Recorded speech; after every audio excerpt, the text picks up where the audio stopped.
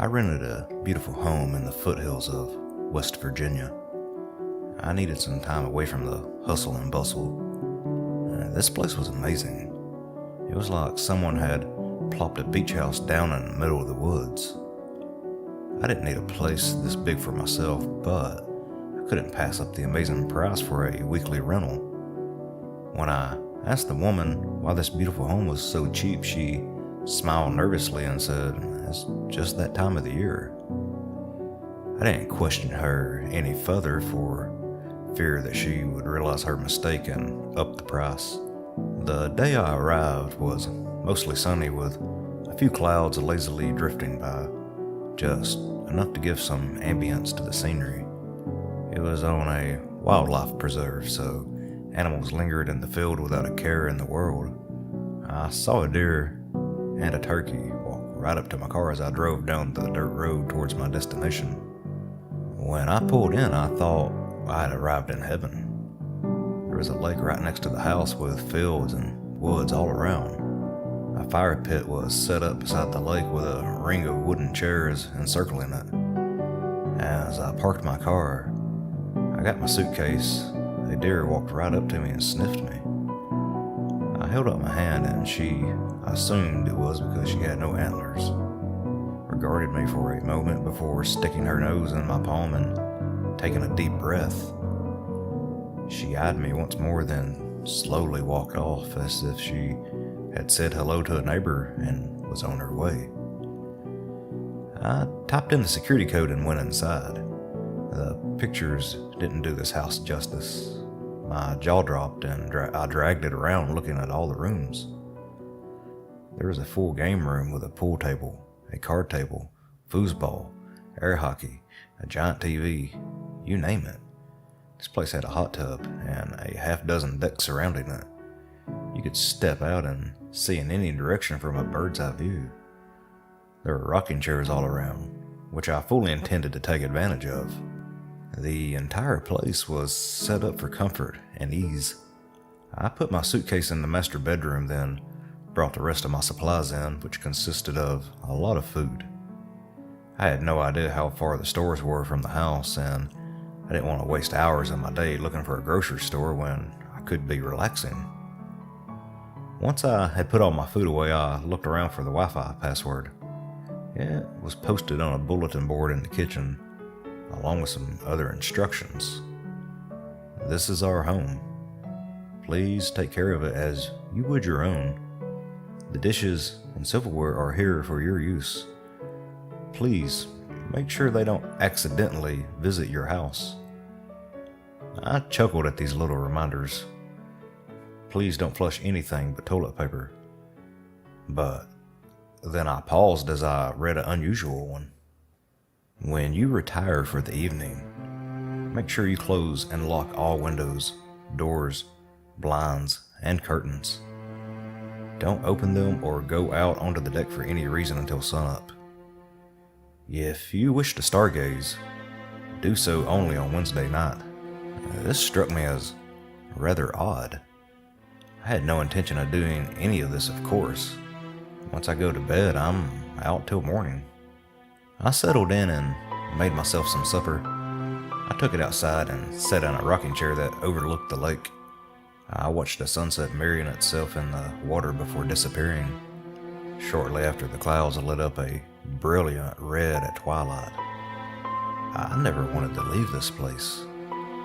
Once the post-dusk insects came in, I decided to adjourn back inside and read a book.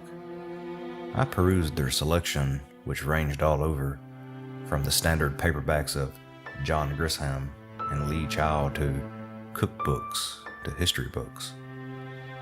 There were also a few more esoteric choices, such as Strange Creatures of the Wilderness and Haunted West Virginia. I decided on a Clive Cussler book and took it with me to bed. A few chapters in, I felt sleep tugging at my eyelids, so I laid the book aside and snuggled in. It seemed like 10 seconds later, the morning sun was peeking in through a sliver of the blinds, telling me that it was time to get up. I made some coffee and a bagel, then went back out to greet my lake. It'd been raining, and that fresh smell lingered in the air. The feeling of renewal surrounded me. I wanted to stay here for the rest of my life. I milled around the house that day, taking some incredible wildlife pictures. I read some more of my book and pretty much enjoyed relaxing. When I went to bed that evening, I made sure the doors were locked and the blinds were closed, as instructed. The next day went pretty much the same. I decided to do some stargazing that evening, but it was overcast and the stars only peeked out here and there. I went to bed disappointed for the first time this week. The following night, I went to bed early with the intention of getting up in the middle of the night and looking for the missing stars from the night before. At midnight, the alarm on my phone woke me up. I peeked out through the curtain and saw a sky full of stars with nary a cloud in sight. Excited, I grabbed my camera and tripod, then headed out onto the deck. The air was crisp, but not cold. I got my camera set up on the tripod and started taking pictures of the stars. As the camera did its thing, my eyes drifted toward the lake. It was a moonless night, and there was little light, but as my eyes adjusted, I swore I saw someone sitting in one of the chairs near the lake. As I looked more intently, I saw more than one somebody. It appeared that each chair was occupied. I wondered if some local kids were borrowing my fire ring for a party, not realizing that I had rented the place for the week. My ire rose and I began to mentally compose the email I would send to the owner informing her of the intrusion when my mind froze. None of them were wearing clothes. I know when I see a naked person. Admittedly, that hasn't been nearly as often as I'd like lately, but I know the look. These people didn't look like that. They were tall, dark, and looked like every one of them needed a full body shave. And then it hit me. They weren't human. My curiosity and fear raged a mighty battle, but in the end, curiosity won. I slowly adjusted my camera from aiming at the sky to aiming at the chair surrounding the fire pit. I had just snapped the first picture when one of the creatures noticed me. It growled something to the rest of them, and they all turned and stared at me. I've never felt such a shard of pure terror penetrate my mind as I did that moment. I grabbed my camera and darted back inside. Once there, I made sure to lock the door. It wasn't 10 seconds until the assault began. The pounding on the doors and windows was nothing in comparison to the guttural growling and screaming. I was terrified beyond rational thought. I ran downstairs searching desperately for some place to hide. The pounding seemed to follow me as they had surrounded the house. I searched for a room to hide in that didn't have windows. In desperation, I threw myself into a closet and locked the door. There was no light, so I shined my phone around in the cramped closet and set on a box of cleaning chemicals.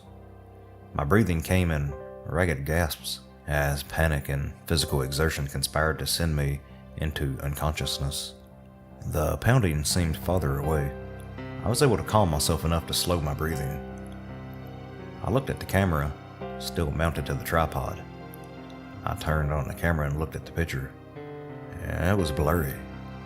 My settings were still for taking pictures of stars. Any movement would blur the image. So much for proof. The pounding had ceased. I listened with hopeful ears to see if my siege of terror was over. That's when I heard the terrible sound. It wasn't a scream or pounding or anything like that. It was a creak of a floorboard. I stopped breathing and listened. It must have been my imagination. And then I heard the heavy breathing. I crept up to the door and listened. It was right outside the door. I started shaking. After 10 minutes, this creature hadn't ripped the door open and devoured me. I sat back down and tried to relax.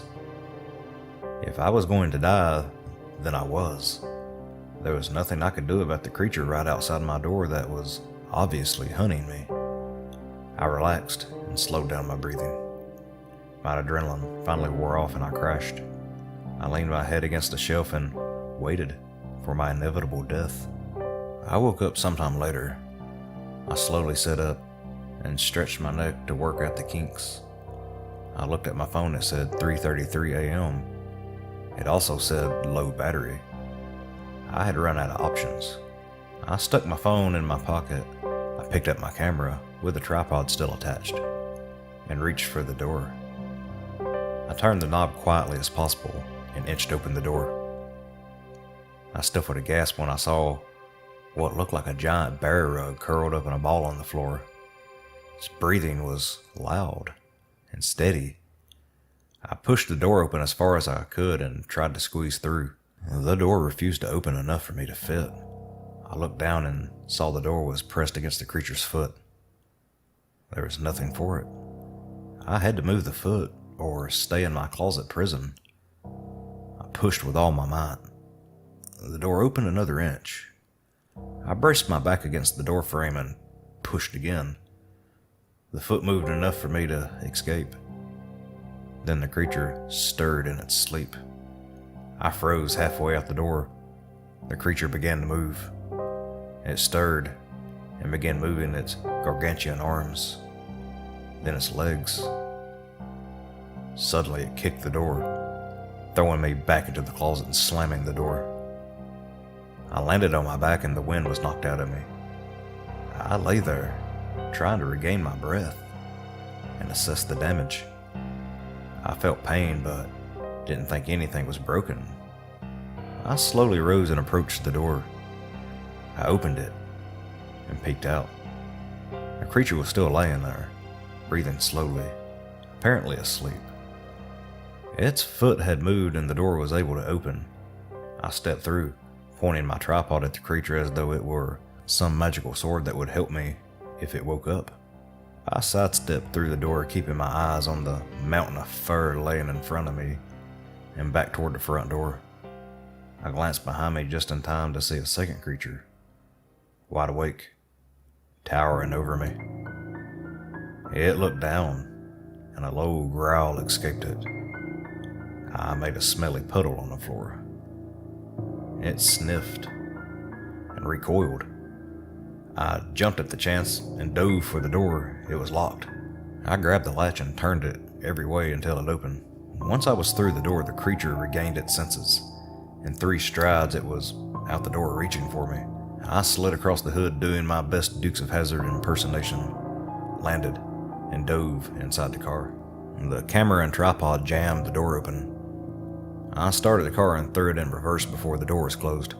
I turned, causing my door to swing open, impacting the creature and sending it sprawling to the ground. I put it in drive and stomped the gas pedal. The car slid sideways until I eased off the gas. As I sped down the dirt road, I glanced in my rearview mirror. I could see the red of my taillights illuminating 2 of the creatures chasing me. I tried to go faster, but as soon as I stepped on the gas, a turn in the road slowed me down. I slid through several turns as fast as I could while staying on the road. Trees can kill me just as effectively as those things. The dirt road emptied onto an asphalt road. I drove as fast as possible for an hour before I looked back again. The mirror showed only disappearing yellow lines. I slowed a little to the speed limit, and I didn't stop until I was home. I sat in my driveway, waiting for the creatures to catch up to me and rip me to pieces. After 20 minutes, that didn't happen. I got out of the car and went inside my house. I made sure the doors and windows were all locked. My clock said it was 6:17 in the morning. I took a shower and changed. I was extremely tired. I laid down in the bed and stared at the ceiling, replaying the last 6 hours. My mind tried to tell me I had dreamed the whole thing, but I looked at the blurry photo on the camera and wasn't so sure. After trying and failing to sleep for a few hours, I decided to call the woman whose house I had just abandoned. Hello? She said on the 3rd ring, "Hi, this is Tom. I was renting the house this week. Was? Yes. I had a little problem and had to leave. Oh? Was it anything serious? You could say that. I had to leave for health reasons. I see. Will you be going back? No, I said a bit more forcefully than intended. She was silent for a long moment. Did anything strange happen?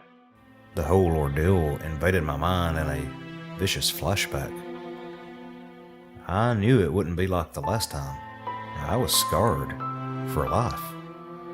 I would never look at the outdoors the same way again. No, I lied. Nothing at all.